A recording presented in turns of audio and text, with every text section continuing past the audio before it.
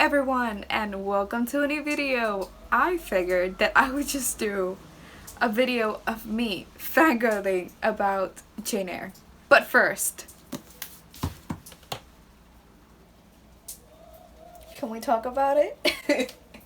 I got a new bookshelf, so I am not very happy with how it looks right now. Because I really want this to be my classics shelf, but I don't have enough classics right now to merit its own shelf. But this will eventually be my classics and maybe literary fiction shelf. But we're not here to talk about my bookshelves. We're here to fangirl about Jane Eyre because, guys, I think I found my favorite book of the year. I think I did, and it's Jane Eyre. So basically I have been trying to read certain classics a month. I'm trying to read a classic a month. So for September it was Jane Eyre. The previous month was, I believe, Mansfield Park, and this month, October, we're doing Frankenstein, of course.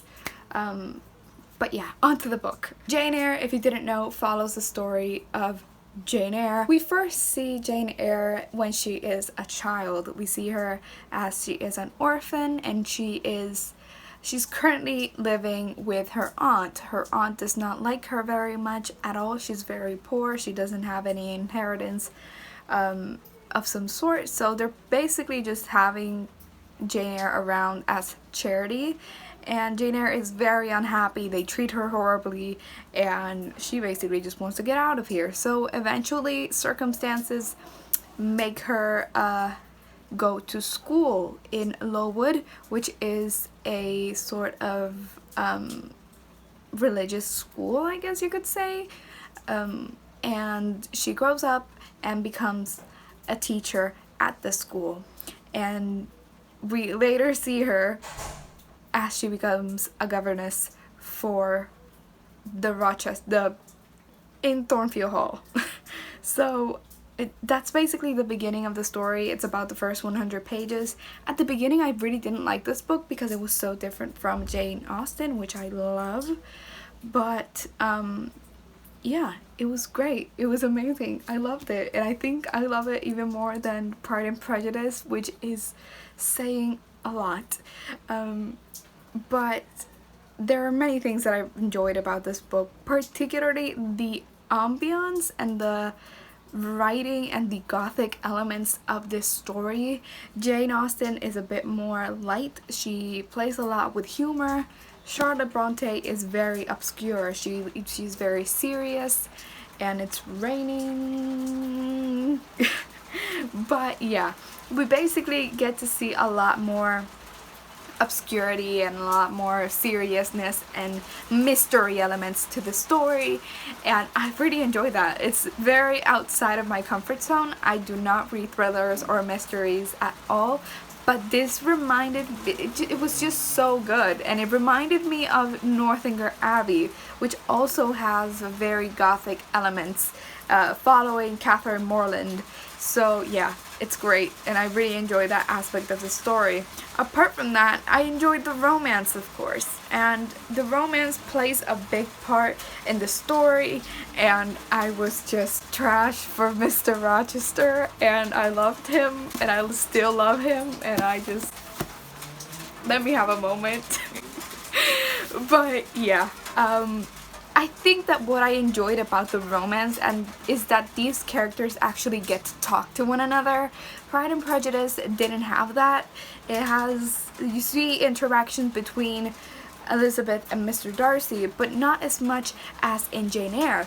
Their conversations are pretty present in the story, and it's pretty much a whole chunk. This book is about 500 pages, so I would say that 300 of those are basically them talking, of course amidst the action that is going on in the plot and stuff, but through these conversations you actually get to see them fall in love and fall for each other.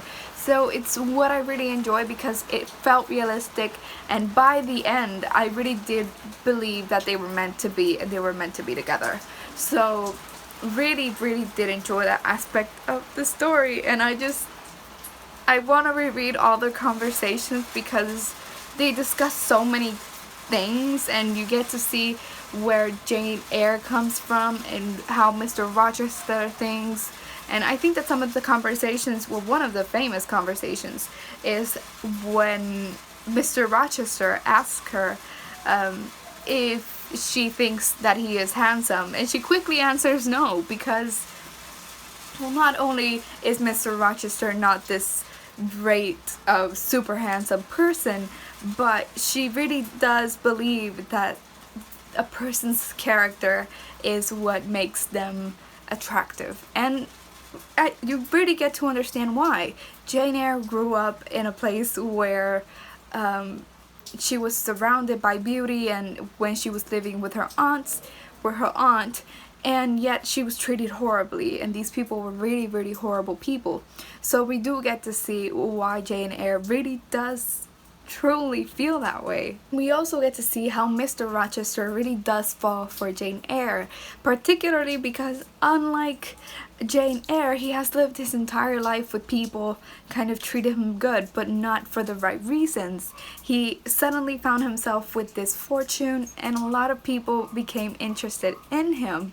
And to see Jane Eyre, who does not really give a damn about his money, it's really interesting for him to see a person who really cares about what he thinks and who he is, instead of the things that he possesses. Another aspect of the story is the mystery. We do have a big, huge mystery going on throughout this book, and many people do know. I already knew what the secret was, and I kind of wish that I didn't, but Jane Eyre is such a classic tale that I think that many of us do know, even if we haven't read the book per se. We do know what the mystery is and what the plot twist of this book is.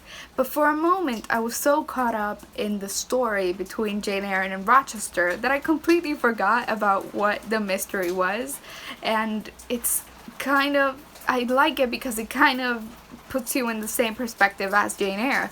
Jane Eyre is seeing things in this house that don't make sense and that do kind of bring suspicion when it comes to the character of Mr. Rochester. And yet she is so infatuated with Mr. Rochester himself that she doesn't really pay attention, or she forgets that there are some elements that don't really make sense and that are a bit shady. And finally, I really like the character of Jane Eyre herself. She is so independent, and I think that for the time that this was written, it feels very feminist in some elements. I don't think that this is a super feminist read, but the way that Jane Eyre seeks independence is just really inspiring throughout this book.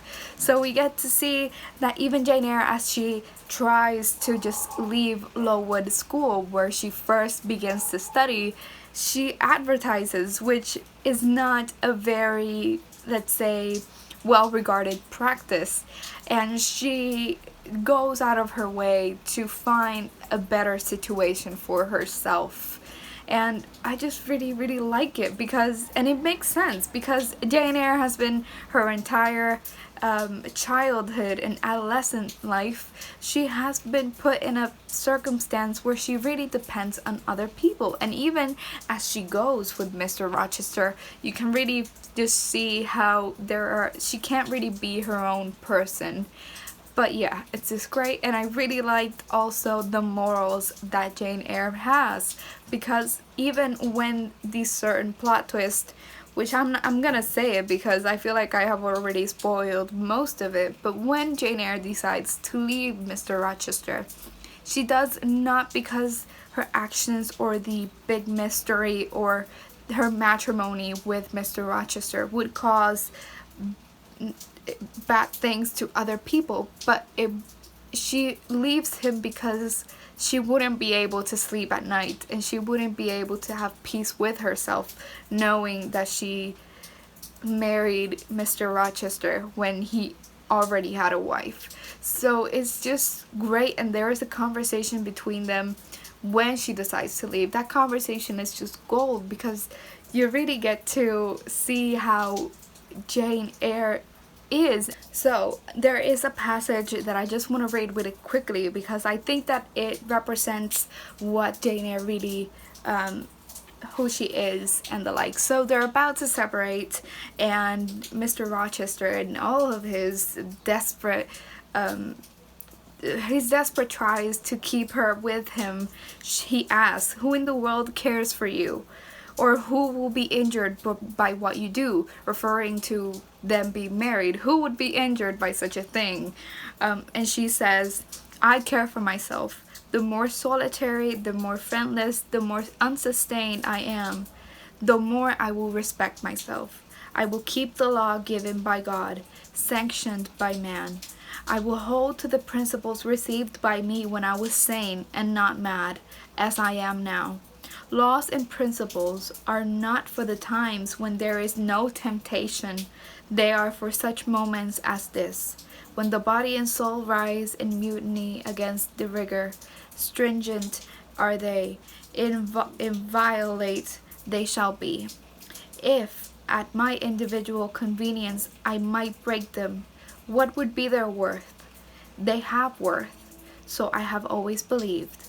And if I cannot believe it now, it is because I am insane, quite insane, with my veins running fire and my heart beating faster than I can count in throbs. Preconceived opinions, foregone determinations are all I have at this hour to stand by. There I plant my foot."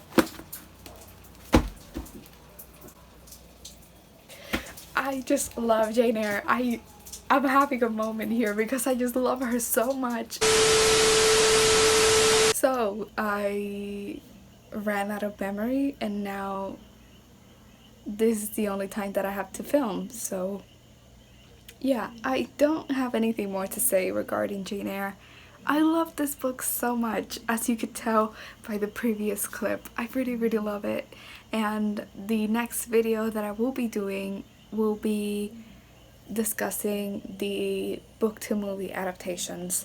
So I think that today I'm going to be watching the 1983 adaptation of Jane Eyre, and then I can compare them all. So I can compare, well, not all of them, but 3 of them. The 1983 version, the 2006 version, and the movie. And I'm really excited to do that because I have a lot to discuss.